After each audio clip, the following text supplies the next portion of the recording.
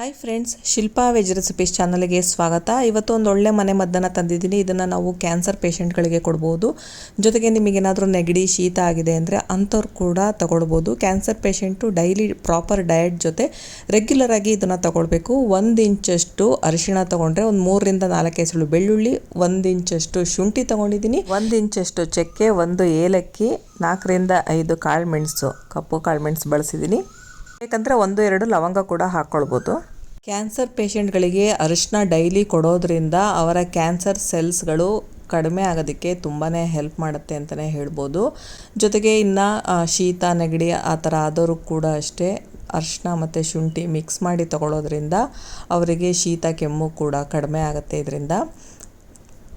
ಈಗ ಇದಿಷ್ಟನ್ನು ಹಾಕಿದ್ಮೇಲೆ ಚೆನ್ನಾಗಿ ಜಜ್ಕೊಳ್ಬೇಕು. ಈಗ ಇದನ್ನು ಒಂದು ಸ್ಪೂನಲ್ಲಿ ತೆಗೆದು ಬೇರೆ ಒಂದು ಪಾತ್ರೆಗೆ ಹಾಕ್ಕೊಳ್ತಾ ಇದ್ದೀನಿ.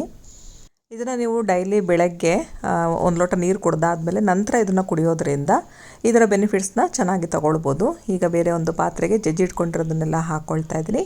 ಜೊತೆಗೆ ನೀರು ಹಾಕ್ಕೊಳ್ತಾ ಇದ್ದೀನಿ. ನಾವು ಇಲ್ಲಿ ಡಬಲ್ ಕ್ವಾಂಟಿಟಿಯಷ್ಟು ನೀರು ಹಾಕ್ಕೊಂಡು ನಾವು ಚೆನ್ನಾಗಿ ಕುದಿಸಿದ್ಮೇಲೆ ಅದು 1 ಲೋಟ ಆಗಬೇಕು. ಅಂದರೆ 2 ಲೋಟ ನೀರು ಹಾಕಿದ್ರೆ 1 ಲೋಟಕ್ಕೆ ಇಳಿಯೋಲ್ಲಿವರೆಗೆ ನಾವು ಕುದಿಸ್ಬೇಕಾಗತ್ತೆ ಚೆನ್ನಾಗಿ.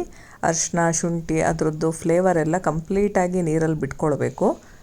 ಅಲ್ಲಿವರೆಗೆ ನಾವು ಕುದಿಸ್ಬೇಕಾಗತ್ತೆ. ಇದು ನಮ್ಮ ಬಾಡಿಯಲ್ಲಿರುವಂತಹ ಇನ್ಫ್ಲಮೇಷನ್ನ ಕಡಿಮೆ ಮಾಡೋದಕ್ಕೆ ತುಂಬ ಸಹಾಯ ಮಾಡುತ್ತೆ. ಹಾಗಾಗಿ ಕ್ಯಾನ್ಸರ್ ಕೂಡ ಕಡಿಮೆ ಮಾಡ್ಕೊಳ್ಬೋದು. ಜೊತೆಗೆ ಶೀತ ನೆಗಡಿ ಏನಾದರೂ ಇದ್ರೂ ಕೂಡ ಕಡಿಮೆ ಮಾಡ್ಕೊಳ್ಬೋದು. ಇದನ್ನು ವೆಯ್ಟ್ ಲಾಸ್ ಮಾಡಬೇಕು ಅನ್ನೋರು ಕೂಡ ಬಳಸ್ಬೋದು. ಎಲ್ಲದಕ್ಕೂ ಕೂಡ ಒಂದು ಆರೋಗ್ಯಕರವಾದಂತಹ ಮನೆಮದ್ದು ಅಂತ ಹೇಳ್ಬೋದು. ಬಟ್ ಆರೋಗ್ಯವಾಗಿರೋರು ಕೂಡ ವಾರಕ್ಕೊಮ್ಮೆ ಅಥವಾ ವಾರಕ್ಕೆ 2 ಸಲ ಇದನ್ನು ತಗೊಳ್ಳೋದ್ರಿಂದ ಅವ್ರ ಆರೋಗ್ಯನೂ ಕೂಡ ಕಾಪಾಡ್ಕೊಳ್ಬೋದು.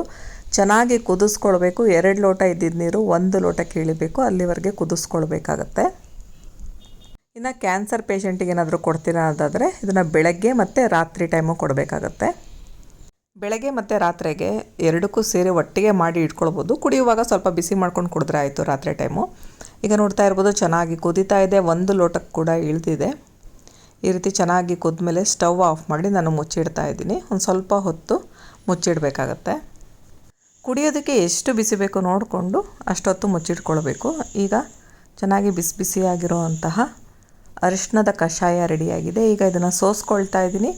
ಇದಕ್ಕೆ ನಿಂಬೆ ರಸ ಹಾಕ್ಕೊಂಡು ಕುಡಿಯೋದ್ರಿಂದ ಟೇಸ್ಟು ಕೂಡ ಜಾಸ್ತಿ ಆಗುತ್ತೆ. ಇನ್ನು ಕ್ಯಾನ್ಸರ್ ಪೇಷಂಟ್ಗಳಿಗೆ ಮೇಯ್ನಾಗಿ ನಿಂಬೆ ರಸ ಕುಡಿಯೋದಕ್ಕೆ ಹೇಳ್ತಾರೆ ಕೂಡ.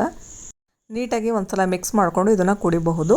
ನೀವು ಕೂಡ ಈ ರೆಸಿಪಿನ ಶೀತ ಅಥವಾ ನೆಗಡಿ ಆಗಿದ್ದರೆ ನೀವು ಕೂಡ ಟ್ರೈ ಮಾಡಿ, ಅಥವಾ ಆರೋಗ್ಯವಾಗಿದ್ದರೆ ವಾರಕ್ಕೊಮ್ಮೆ ಟ್ರೈ ಮಾಡಿ, ಅಥವಾ ಕ್ಯಾನ್ಸರ್ ಆಗಿದ್ದರೆ ಡೈಲಿ ಕುಡಿದು ಇದ್ರ ಬೆನಿಫಿಟ್ಸ್ನ ತಗೊಳ್ಳಿ. Thank you friends.